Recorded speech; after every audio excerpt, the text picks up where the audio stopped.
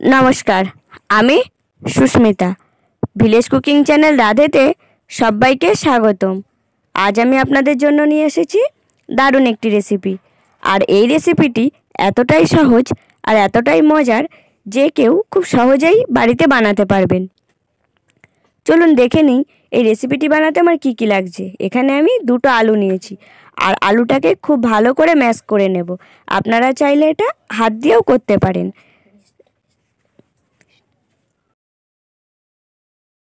এখানে আমি দুটো আলুকেই খুব ভালো করে ম্যাশ করে নিয়েছি আর এর ভিতরে আমি দিয়ে দেব 4 চামচ কর্নফ্লাওয়ার। আপনারা চাইলে এটা অ্যারারুট দিয়েও করতে পারেন। আর দিয়ে দেব স্বাদমতো লবণ। এইবার সব উপকরণকে আমি খুব ভালো করে মেখে একটা ডো বানিয়ে নেব।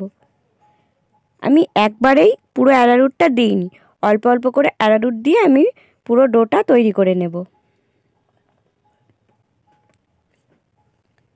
এখানে আমি আরও 4 চামচ অ্যারারুট যোগ করেছি, কেন কি এখন ব্যাটারটা আমার বেশ নরম ছিল।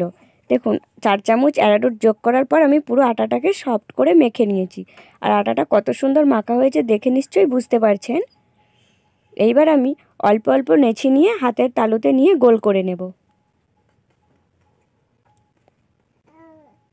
তারপর একটা বোতলের সাহায্যে বোতলের মুখ দিয়ে এটাকে আমি চেপে দেব। দেখুন কত সুন্দর একটা ডিজাইন তৈরি হয়ে গেল।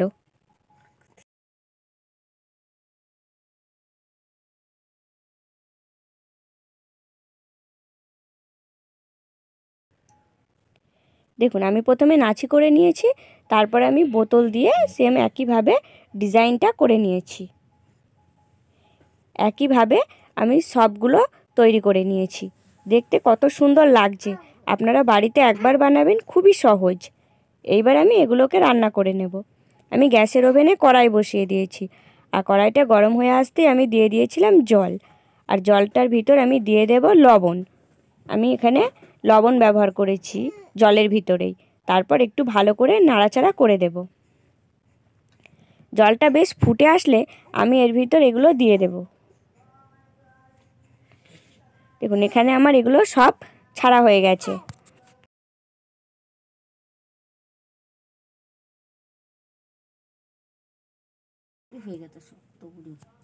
খুন্তি দিয়ে আমি একবার একটু নাড়িয়ে দেব, ব্যাস আর আমি নাড়াবো না। এবার আমি এটাকে খুব ভালো করে সিদ্ধ করে নেব। এখানে আমার সিদ্ধ করতে সময় লেগেছে 12 থেকে 13 মিনিট। খুব কম সময়েই তৈরি করা যায় এই রেসিপিটি। এবার এগুলোকে আমি তুলে ঠান্ডা জলের মধ্যে দিয়ে দেব। আমার এখানে সবগুলো তোলা হয়ে গেছে। এবার আবারও আমি কড়াইটা খুব ভালো করে গরম করে নিয়ে আমি দিয়ে দিয়েছি তেল। আর তেলের ভেতর দিয়ে দেব রসুন কুচি। রসুনটা একটু ভাজা ভাজা হয়ে আসলে এর ভিতর দিয়ে দেব কাঁচা লঙ্কা কুচি আর দেব কুচানো পেঁয়াজ।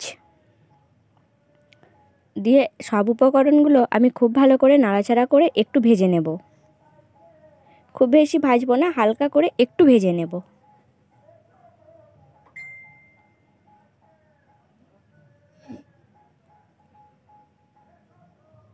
দেখুন আমার এখানে বেশ ভাজা হয়ে গেছে।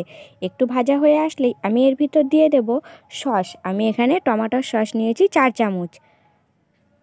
তারপর টমেটোর সসটা দিয়ে আবারও খুব ভালো করে সব কিছু একসাথে ভালো করে নাড়াচাড়া করে নেব। আর এর ভিতর দিয়ে দেব 1 চামচ সয়া সস। এখানে আমি টমেটোর সসটা একটু বেশি ব্যবহার করেছি, কারণ টমেটোর সসটা একটু বেশি ব্যবহার করলে খেতে বেশি ভালো লাগে। তারপর আবারও খুব ভালো করে নাড়াচাড়া করে নিয়েছি। দেখুন এখানে বেশ তেল ছেড়ে দিয়েছে। আর এর মধ্যে আমি দিয়ে দেব আলুর সেই নাস্তাগুলো।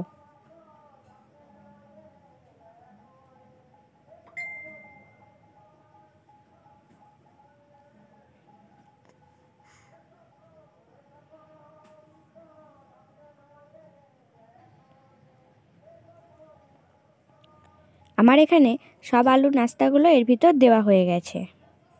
এইবার আমি আবারও খুব ভালো করে মশলার সাথে এগুলোকে মিশিয়ে নেব। দেখুন দেখেই বুঝতে পারছেন কত সুন্দর কালার এসেছে। দেখতেও যতটাই সুন্দর, খেতেও ঠিক তার থেকেও বেশি সুন্দর। একবার হলেও বাড়িতে বানিয়ে দেখবেন, বেশ ভালো লাগে।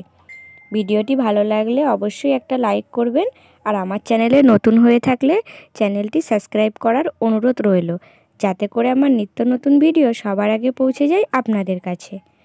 আমার এখানে সবটা তোলা হয়ে গেছে, আর আমি এখানে পুরোটাকে তুলে নামিয়ে নিয়েছি। দেখুন এটা দেখতে কতটা সুন্দর হয়েছে, আর খেতেও হয়েছে একদম ইয়ামি ইয়ামি। দেখা হচ্ছে আমার নেক্সট ভিডিওতে। টাটা।